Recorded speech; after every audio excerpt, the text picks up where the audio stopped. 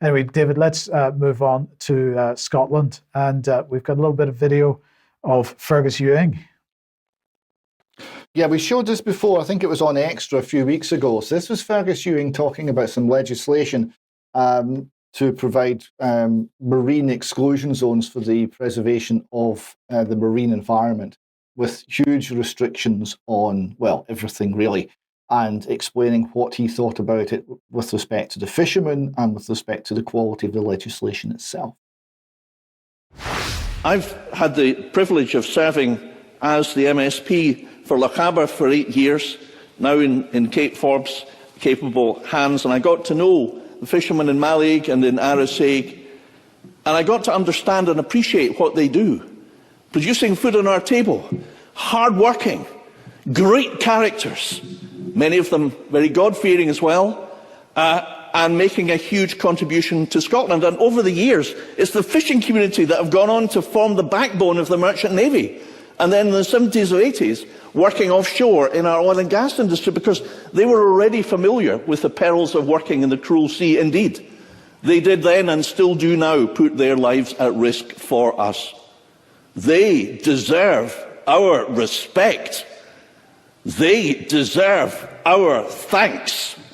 But what have they got in this document? The only mention of fishermen is that what they do is destructive. What an incredible act of provocation that is. And then following on from that, Mr. Ewing showed everyone what he thought of the proposed legislation. In conclusion, Presiding Officer, with regard to this document, I've got 3 suggestions to make about what to do with it. First of all, put it in the burgeoning policy recycling unit, along with the advertising ban and deposit return. Secondly, if you prefer, use it as a firelighter. But thirdly, what I think, and in doing this, I think I'm summing up the views of the people I've worked for and value and cherish for nearly 50 years. This is what to do with it, Presiding Officer. This is what to do with it. I do it now.